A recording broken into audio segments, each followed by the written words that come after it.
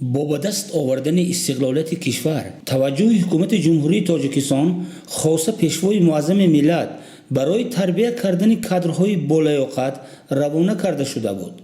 زیرا چنین کادرها می توانستند به پیشرفت کشور نقش مهم بازند. بنابراین انتخاب کردن کادرهای صاحب تجربه وظیفه اولین درجه سیاست کادری حکومت جمهوری بود. این بود که در 35 سال استقلالیت در تمام ساحه‌های خواجگی خلق از حساب راهبران صاحب تجربه و سیاستمداران ورزیده تامین گردیدند که این به پیشرفت ساحه‌ها مساعدت می‌کند. ما تصمیم گرفتیم در سلسله برنامه‌های فیض استقلال با چنین متخصصان شما را آشنا سازیم. امروز برنامه ما با یکی از شخصیت‌های برجسته و شناخته ساحه تندرستی و معارف کشور بخشیده شده است. دیرکتور کنونی کالج طبی شهر پنجکین، طبیب صاحب تجربه، راهبر موفق و انسان فدایی محمد مراد سفروف فعالیت مهنتی خود را با اخلاص به کسب طبیبی آغاز نموده در طول سالها همچون متخصص ورزیده و صاحب تجربه شناخته شده است. کالج طبی شهر پنجکین زاده دوران استقلالیت است. یعنی که کالج طبی شهر پنجکین سال 1992 تأسیس یافته است. تا این وقت در نزد بیمارخانه شهر پنجکین دو گروه همچون فیلیال کالج آموزشگاه طبی شهر لین‌آباد فعالیت میکرد. در این دوران استقلالیت کالج طبی شهر پنجکین بسیار به دوره‌های نظررس آمده رسیده است. در اول در کالج طبی شهر پنجکین تا سال 2014 یک اختصاص فعالیت میکرد. این هم باشد اختصاصی کار همشیرگی. این زمان در کالج 6 اختصاص یعنی که با 6 اختصاص دانشجویان دانش می آموزند. اختصاصی کار همشیرگی، اختصاصی کار مامادایگی، اختصاصی کار فارماسیستی، اختصاصی کار یاردمچی دندان، اختصاصی کار دندانساز و اختصاصی تشخیصگر. در اینجا در کالج در عین زمان 2 فاکولته فعالیت میکند و 6 کافدرا فعالیت میکند. در عین زمان 286 نفر آموزگاران در کالج کار فعالیت میکنند که از اینها 152 نفرشان آموزگار اساسی میباشند. در کالج 4 نفر نامزد علم کار فعالیت میبرند. 2 نفر دارنده مدال خدمت شایسته، 11 نفر اعلاچی تندرستی جمهوری تاجیکستان، 12 نفر اعلاچی معارف و علمی جمهوری تاجیکستان، 7 نفر اعلاچی کمیته ابتدایی و میانی کسبی نزد حکومت جمهوری تاجیکستان می باشند که در کالج کار فعالیت کرده برای بلند برداشتن صفت، برای بلند برداشتن کاری یاد گرفتن کاری توبتی با دانشجویان خدمت کرده ایستادند. کالج در این دوران استقلالیت بسیار با پیشروی ها، بسیار با دستاوردها این نظررس نایل گردیده است. در کالج با قرار حکومت جمهوری تاجیکستان که تا این وقت کالج یعنی که بنای اساسی خود را نداشت، با قرار حکومت جمهوری تاجیکستان از 2 مارس سال 2023 سابق بنای مرکز دلشناسی شهر پنجکین با موازنت کالج طبی شهر پنجکین گذاشته شد که حاضر برای دانش اندازی، برای استفاده بردن برای کالج همچون بنای اساسی ما استفاده برده ایستاده ایم. این همه دستاوردها، این همه شرایط هایی که در کالج مهیا می باشد، همین پیشروی ها، بردباری ها، شرایط های بهترین، بعضی مادی تکنیکی کالج همه با دستگیری بیواسطه اساسگزار صلح و وحدت ملی پیشوای معظم ملت پرزیدنت جمهوری تاجیکستان محترم امام علی رحمان می باشد. ما کارمندان کالج طبی شهر پنجکین از این دستگیری های بیواسطه پیشوای معظم ملت خیلی سربلند بوده کوشش می نماییم که سطح و صفت دانش اندازی را با دانشجویان خوبتر و بهتر نماییم. با دستگیری های بیواسطه اساسگزار صلح و وحدت ملی پیشوای معظم ملت پرزیدنت جمهوری تاجیکستان محترم امامعلی رحمان آزمونها در جمهوری تاجیکستان در وطن عزیز ما تشکیل کرده شده است و المپیادهای ساحوی گذرانده می شود. دانشجوهای ما سال 2023 سال جای دوم در آزمون فروغ صوفی دانایی کتاب است در جمهوری. سال 2024 در آزمون فروغ صوفی دانایی کتاب است. دانشجوی ما دادخواه و شهنازه جای اول را در جمهوری اشغال نمود. سال 2024 باز هم دانشجوی ما فعالانه در المپیادا در آزمون ها اشتراک کردند. سال 2025 دانشجوی ما خدای بری و مهرانه در آزمون داننده بهترین اثرهای پیشوای معظم ملت در جمهوری جای اول را اشغال نمود.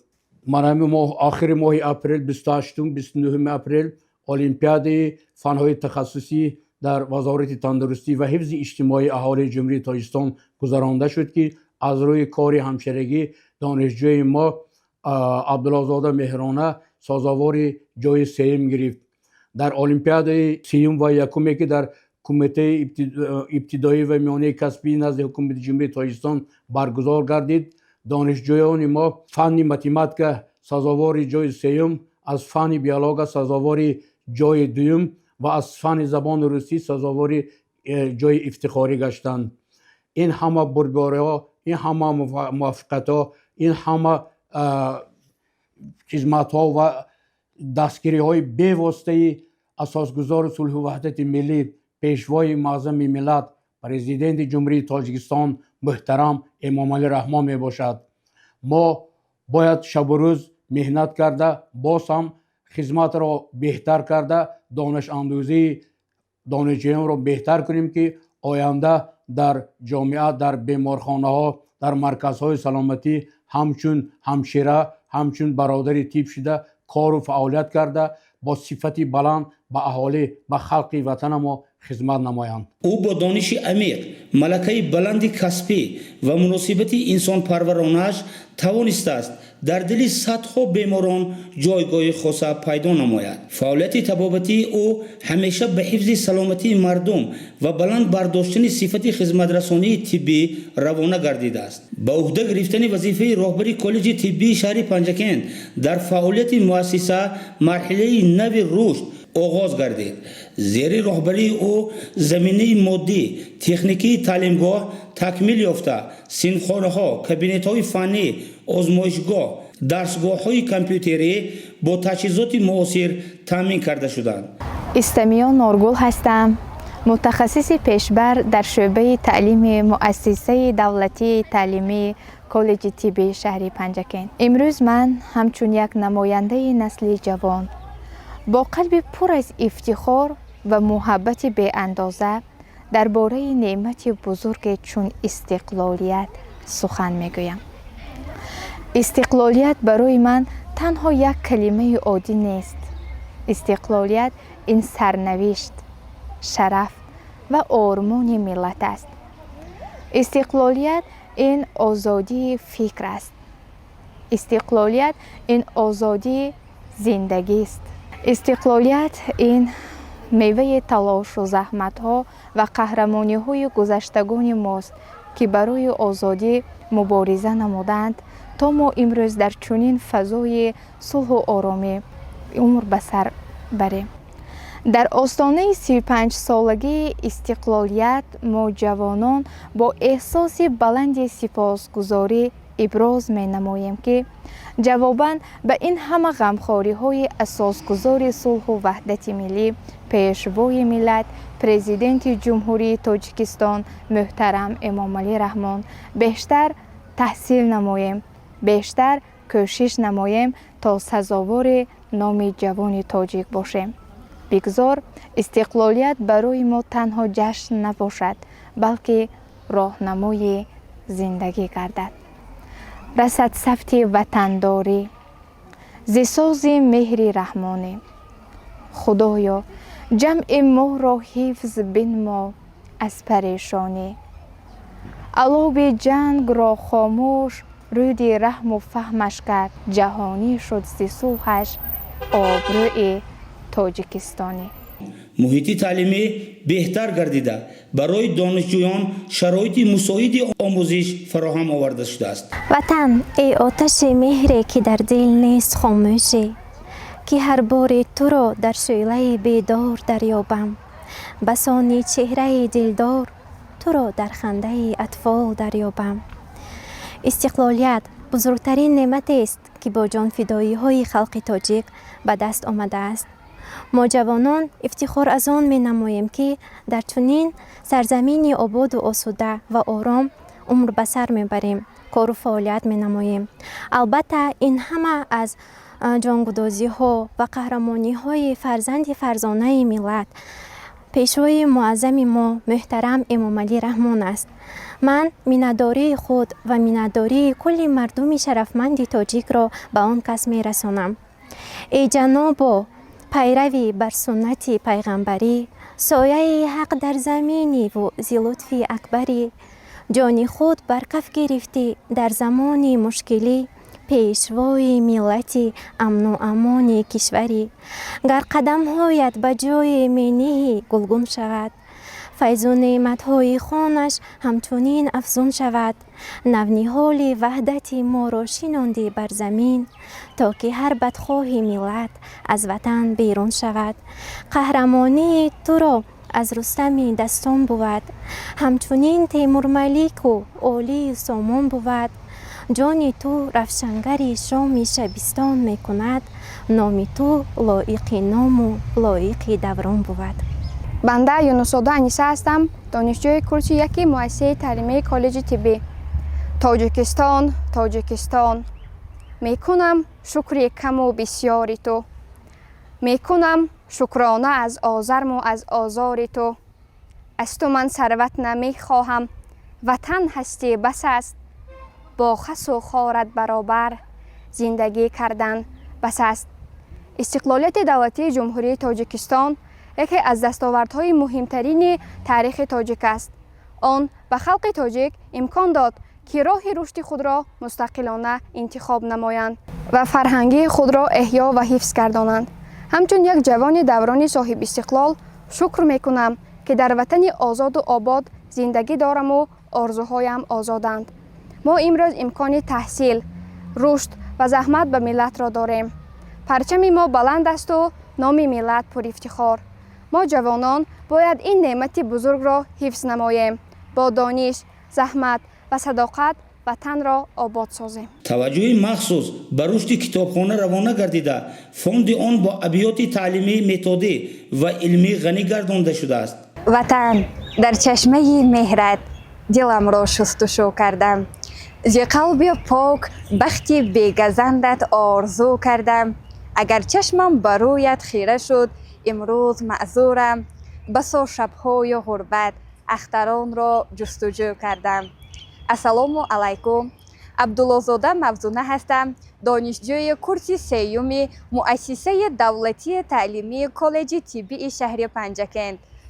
در المپیاد مذکور از فن کار همشیرگی اشتراک نموده در دور جمهوریوی سزاوار جای سوم گشتم.